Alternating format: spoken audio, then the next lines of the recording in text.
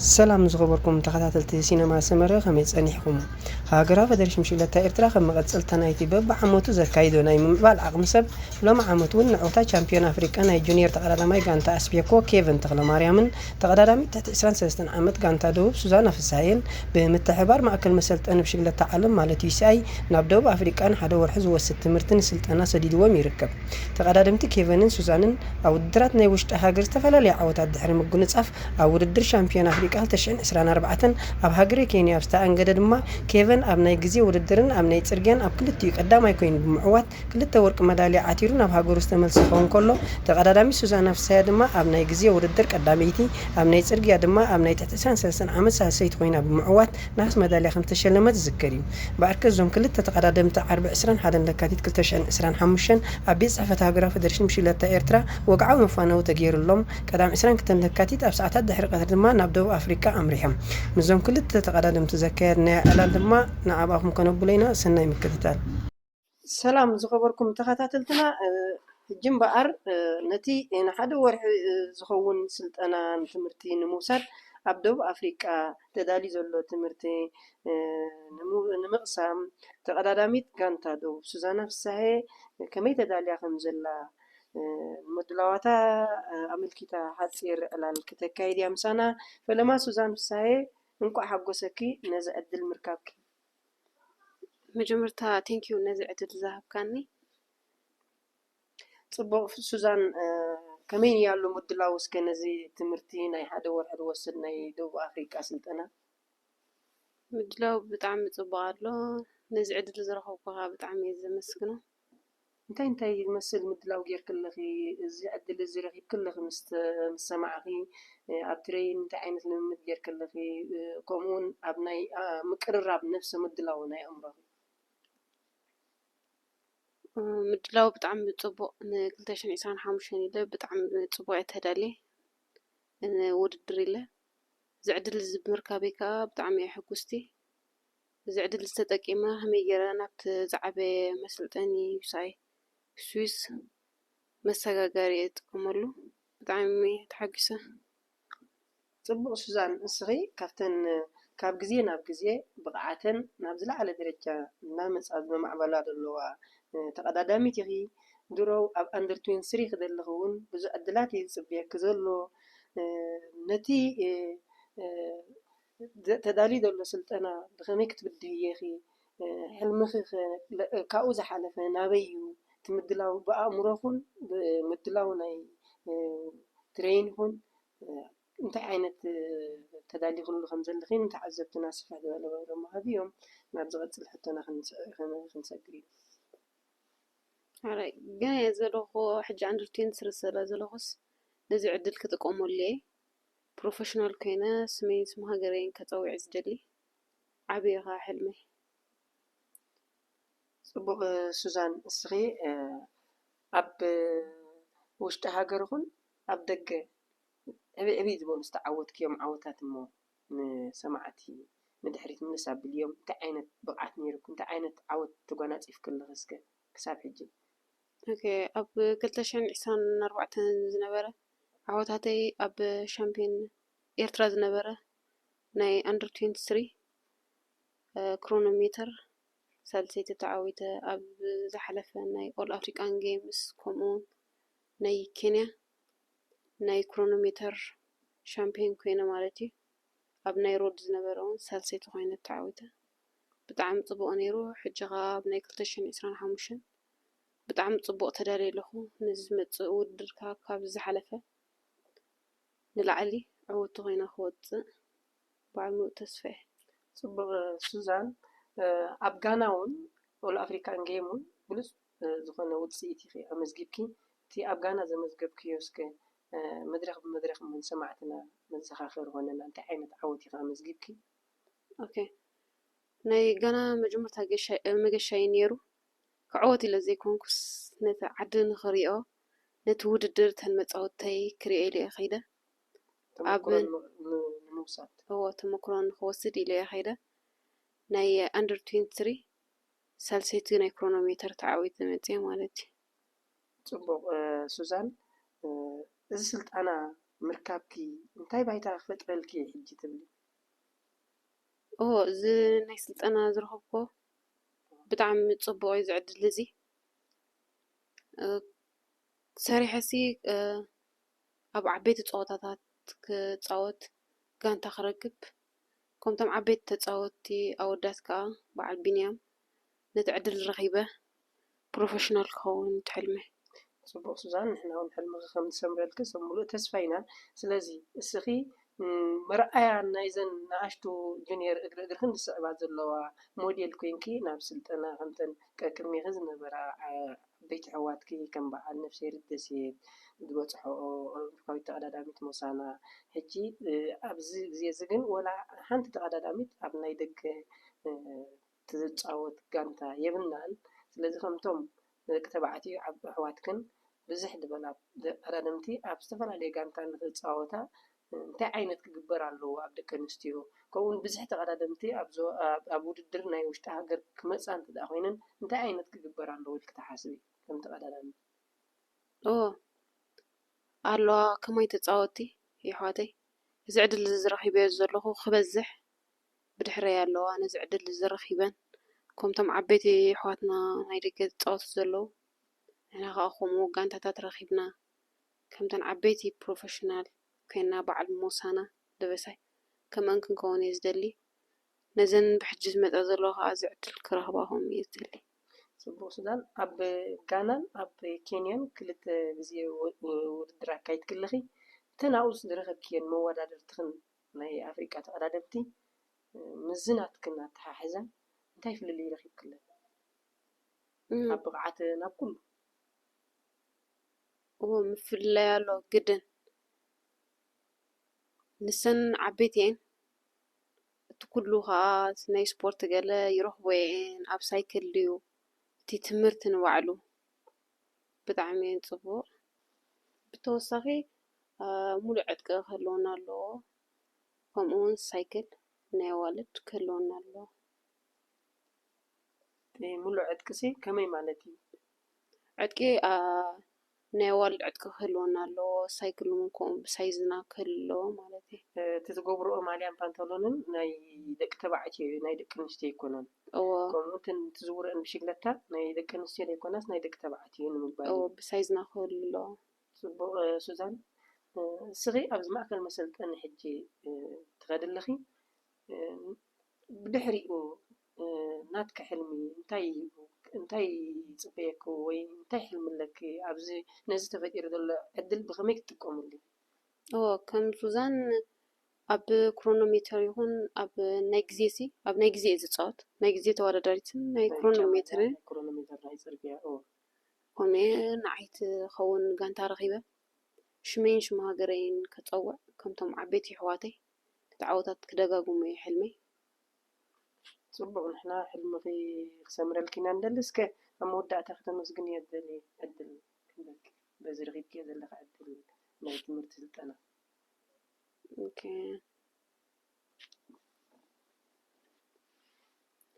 ዘመስግኖ ንሃገራዊ ፌደሬሽን ቅድም ብሽክለታ ኤርትራ ብጣዕሚ እየ ዘመስግኖ ንኣሕዋተይ ብድሕሪት ዘለዋ ከዓ ነዚ ዕድል ዝረኽባ ይላቦ ማለት እዩ ጽቡቕ ሱዛን ድሕና እውን ብሰላም ነዚ ናይ ሓደ ወርሒ ትምህርቲ ስልጠና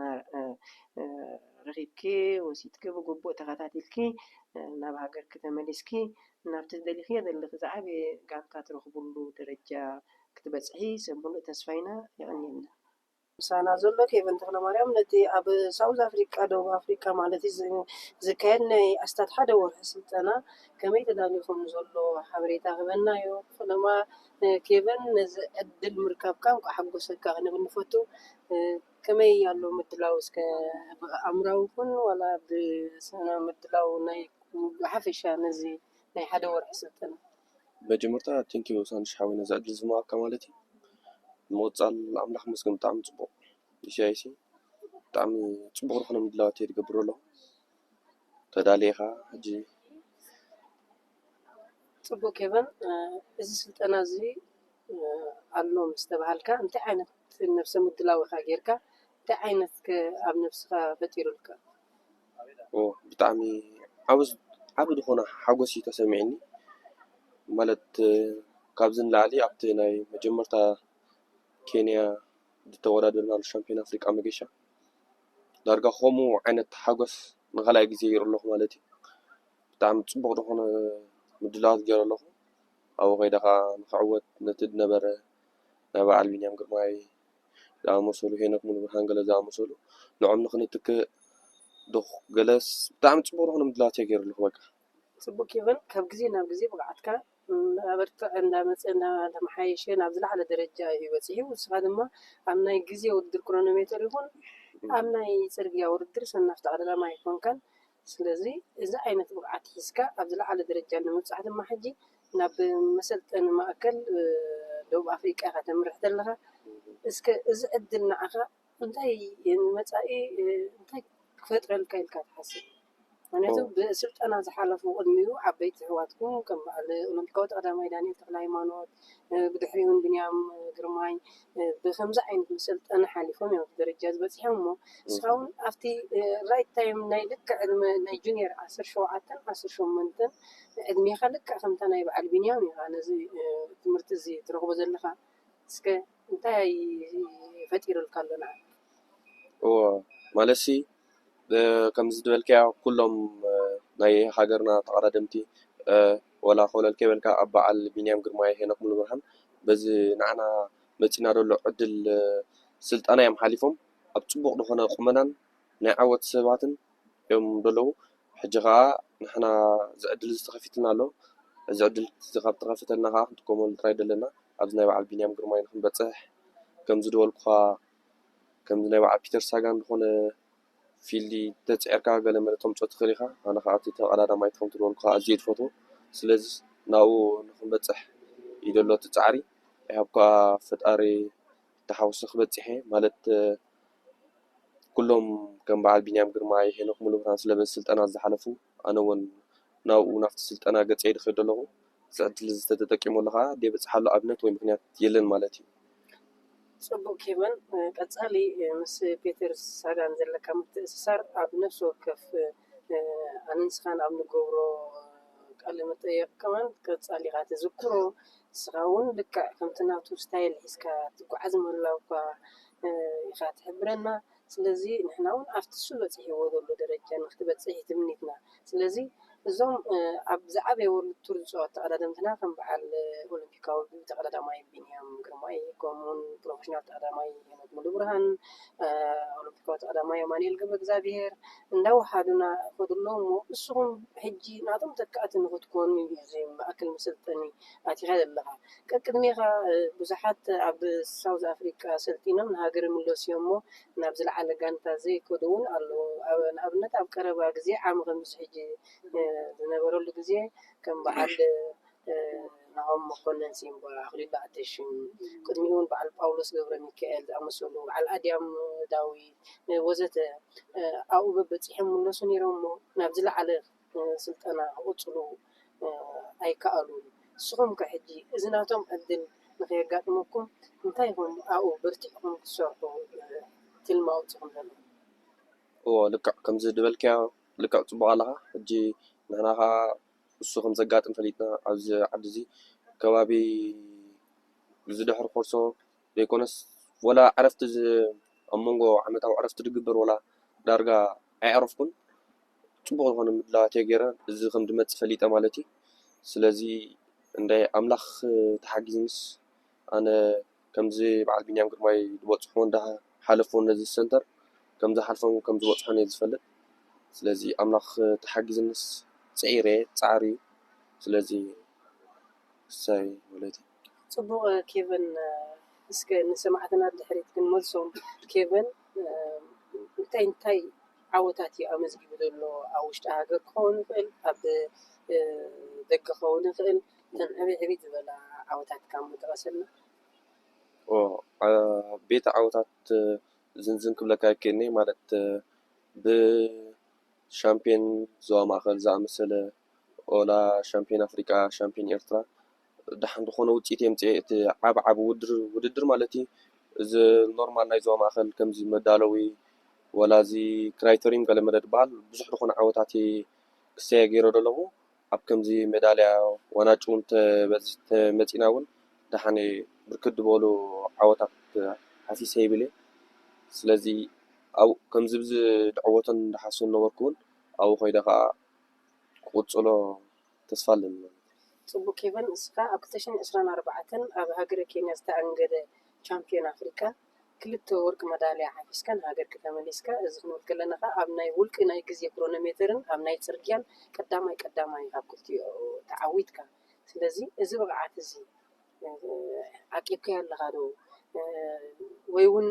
ብናይ ግዜ ውድድርን ብናይ ብጫ ማልያን ከም ዝትብሎ ዘለካ ንክትሰርሕ እንታይ ዓይነት ምድላው ጌርካ ኣለካ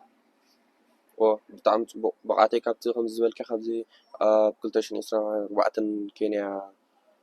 ተዓዊተ ድመፀኹስ ወሲኸሉ ዳ እምበር ክጎድል ገለ መለስ እንዳይ ምክንያቱ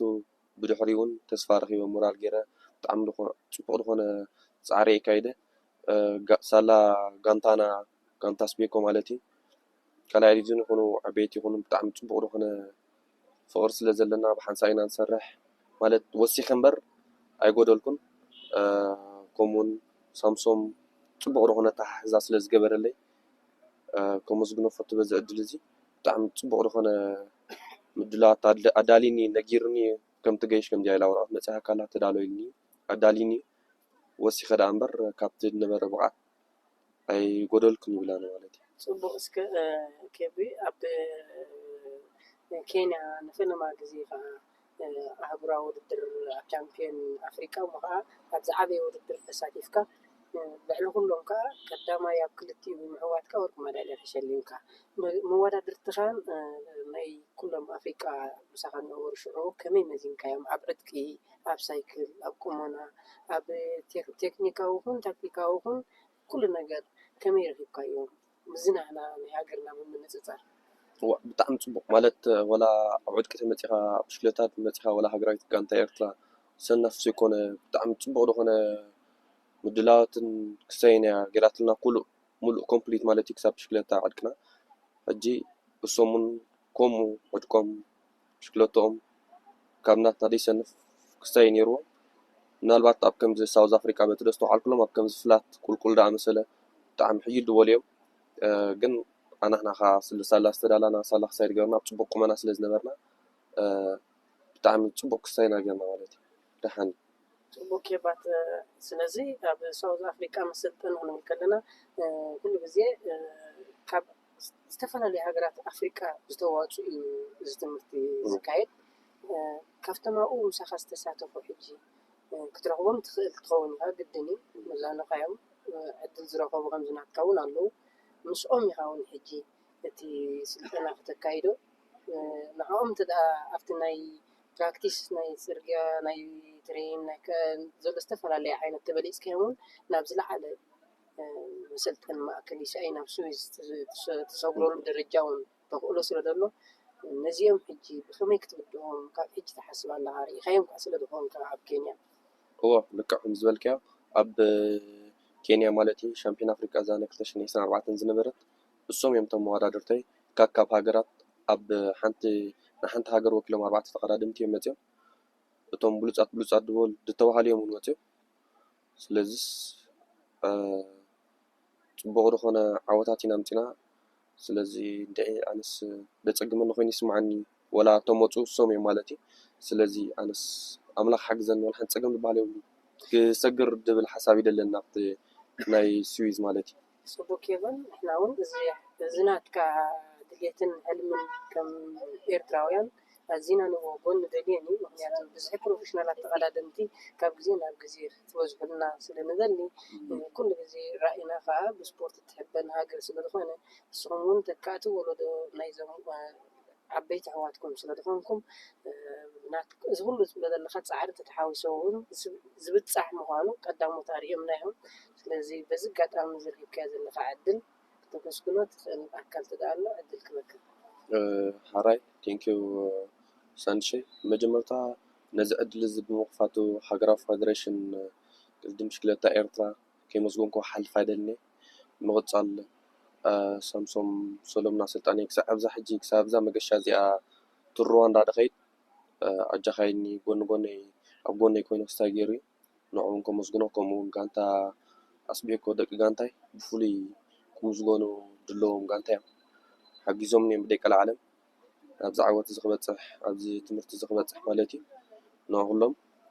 ንኩሎም ቲፎዘይ ንኩሉ ስፖርት ማለት እዩ ብሓፈሻ ፋሚሊ ከዓ ቀንዲ ብጣዕሚ ፅቡቅ ዝኾነ ክስታይ ዝገብሩ ሕጂ ፋሚሊ ኩሎም ክስታይ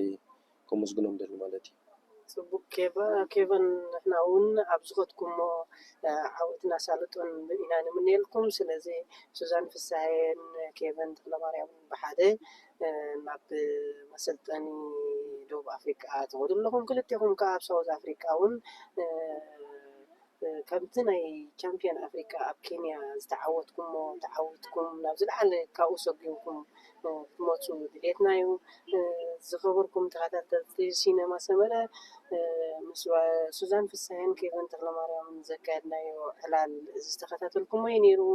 ኣብ ዝመፅእ ብካልእ መደብ ክሳብ ንራኸብ ሰላም